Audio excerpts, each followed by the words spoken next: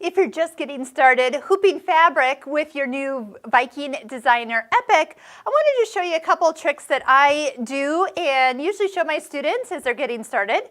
So first off, as you look at a hoop, you do have a bracket on this side and a little quick release on the bottom. Love, love this. And also, your inner hoop does tell you what size it is, so make sure that you position that closest to you, closest to your body, and not turned around, because the lines, these little marks left to right and up and down, are meant to show you where the center of your hoop is. Now if you look at them, it is lower than it is up top, and that's because the foot needs a little room up here, so there is kind of a margin that you cannot embroider at the top of your hoop.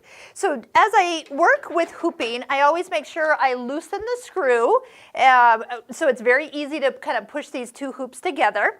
And before I do that, I have two pieces of tearaway, actually one big one that I folded in half, and I've actually sprayed the two layers together so they can easily kind of hold in place. They want to curl right now since they're coming off the roll. But I do like to use a little 5/05. That way when I hoop my fabric, I don't accidentally kind of stretch it out of shape. I mean, so quickly you can see that fabric has stretch and give in all those directions. So we definitely don't want to pull it while we are trying to get it into the hoop. So one way to avoid any stretching is to actually spray the stabilizer. It's like making it a gigantic Post-it note and then laying the fabric directly on it. There we go. Kind of spread it so it sticks. And now when you pull on the fabric, see, nothing stretches. There's no give to any of that. And if for any reason you do have give, check and make sure your stabilizer is actually stable. Make sure you're not using interfacing or something with a little give. So I'm going to go ahead and put my outer hoop on the table. My bracket that is going to attach to the machine is here, and the little quick release is down in the lower right corner. If I have lines on this fabric to try to get it lined up, I can line those up with the lines on the hoop. But for right now, I'm just going to go ahead and slide it in kind of the top part first, and then kind of work my way down. And if the hoop is loose enough, that hoop should just kind of sit in there. And then you can take that quick release and just go ahead and close it. Now, if you can't close it with your thumb like I was able to because it's too hard, don't push because you will eventually break that.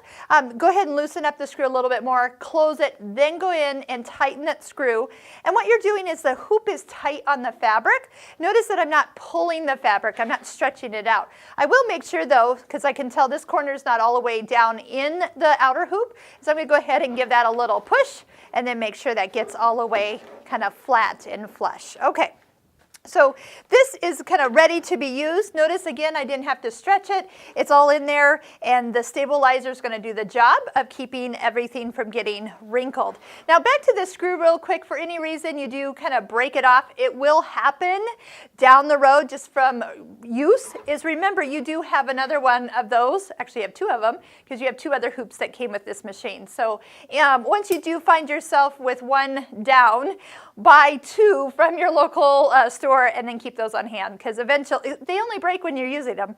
All right, so once we're ready, usually what I'll do is just go ahead and set my hoop on the bed of my machine. Go ahead and pull up the design that you're going to use, and when you're ready to actually go to the embroidery screen, that's when this hoop moves into position and asks for you to attach the hoop to it. So you don't actually ever put this hoop on out here, and you can kind of see what would happen if your hoop got caught on your foot. That's going to be like a major crash. So it's really nice. This machine won't let you do something that might damage your machine. And so you just don't put it on yet. Just go ahead, set it there, and when the arm moves over, then you'll know you're ready to attach it and start with your embroidering of your first color.